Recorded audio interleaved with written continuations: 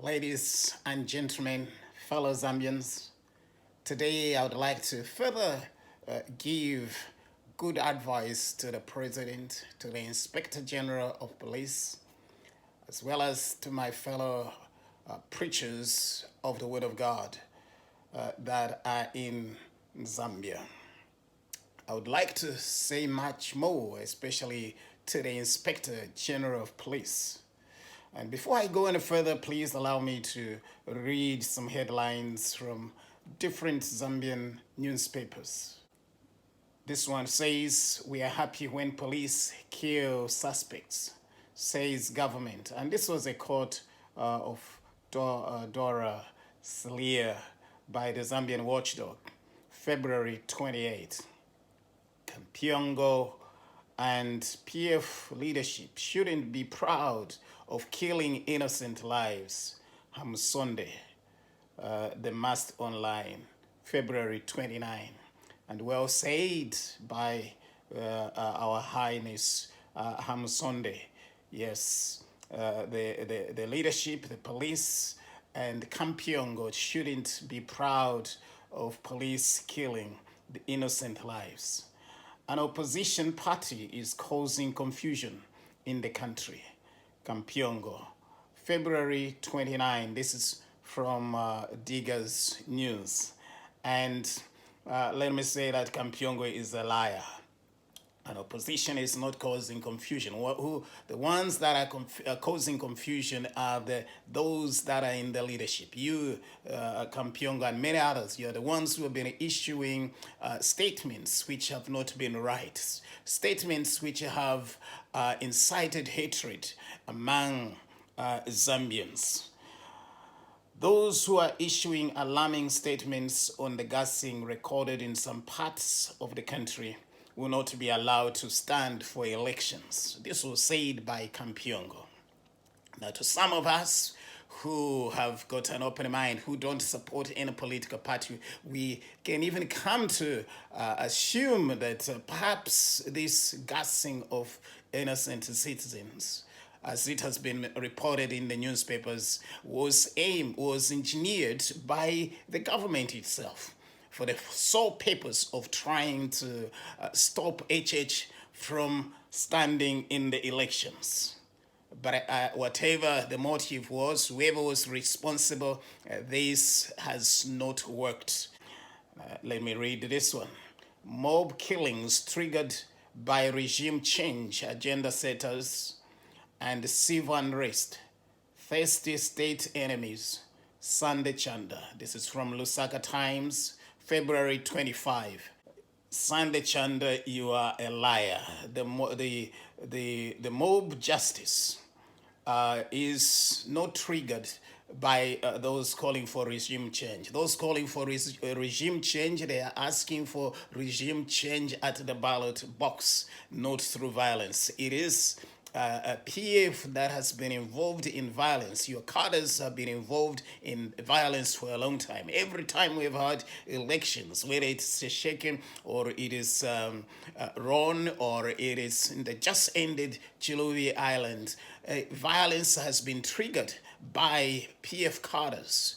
And usually it has not been the opposition, it has been PF cadres. They have caused violence while the police have stood and done nothing.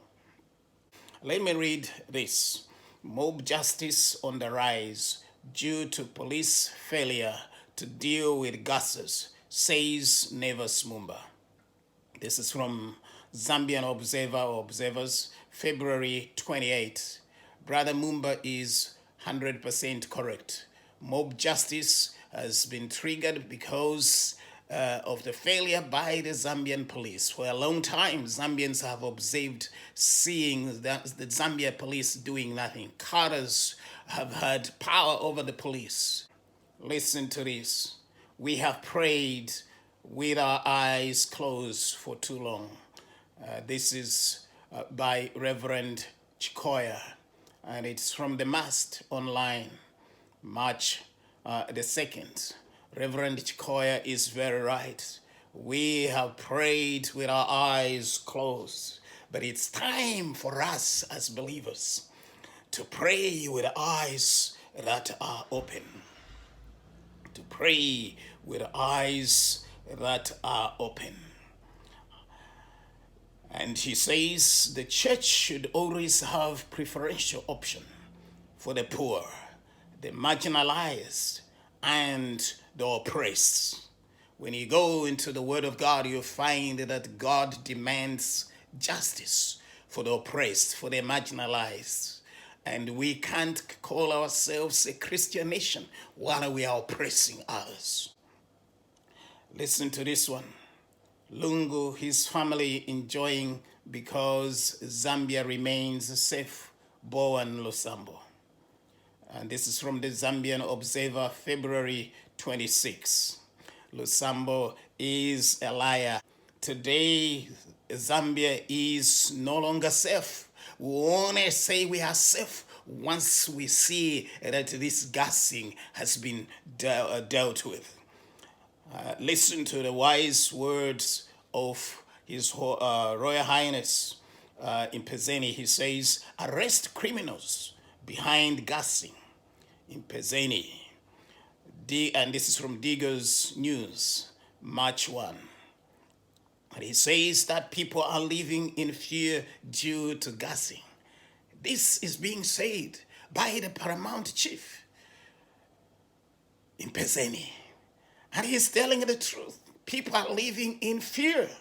And he's saying that criminals should be arrested. In fact, I read where the chief says he's not going to side with anyone. He's not going to protect anyone. Anyone who is involved, he's not going to side with them. He's not going to protect them. That's what we need to hear from leaders. That's what we need to hear from the top, from the president to the common man.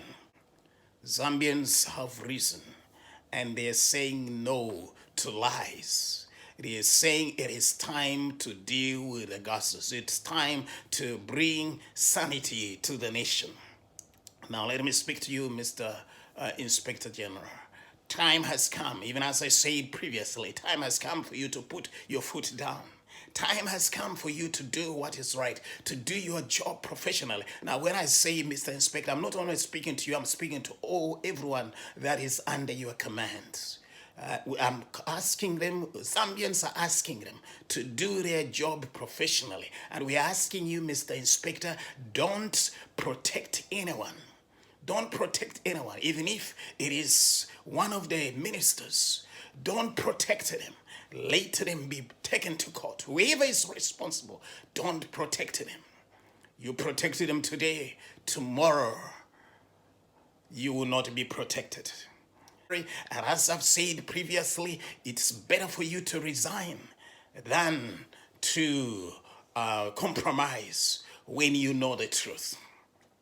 And let me also speak to you, Mr. President. It's sad that with so many lives of Zambians lost, you have kept quiet. You haven't come to address the nation. And yet, most of the time, whenever you go somewhere, you are at the airport or you are doing some campaigns, you're talking about tribalism issues. You're talking about this and this. But over this issue, you have kept quiet. Quiet. Why? Zambians are asking, why are you quiet? If you had come earlier on to speak and to condemn this, perhaps we would have not had many lives lost. Time has come, Mr. President, to stand up and to speak. Don't wait. This gassing is going to destroy your reputation. But do what is right and finish your presidency well. In fact, I told you that we are praying for you to finish well. And to finish well, treat the opposition well. Don't oppress the opposition like you did with HH. Like the way your police hounded him, falsely accusing of treason where there was no treason. Never do that again, Mr. President. Do what is right and finish well. Finish well by fighting corruption. Finish well by seeing to it that you address the nation and tell the nation, because everyone wants to know who are the real people behind this, so that people stop speculating. We are just hearing reports of your ministers threatening media houses, threatening those that are talking about this. And this is because you have kept quiet. You need to speak up so that we don't get reports. We don't have the Lusambos coming to address us. They are not the president. You are the president. We expect you as the president to be able to speak, to be able to assure the nation of what is going on. And let me speak to my fellow pastors. Time has come for you to speak up. And I'm glad that I read something that Reverend Chikoya had said. Even if I don't say anything, in fact, I would have even loved to just come and read what Reverend Chikoya had said. And I urge you, Mr. President, to read that. I urge you, the Inspector General, to read that. And I urge you, fellow preachers, to read what Reverend Chikoya had said. Read it. Read it. And if you read it and do what he's saying, Zambia can be safe again. We can have confidence in the judicial system. We can have confidence in the police system. We can have confidence that this nation is going to go forward. I'll come back and address on other issues relating to the economy, even though I'm not an economist, issues relating to accidents that are happening on our roads, how we can end these accidents within a short period of time. May God bless our nation.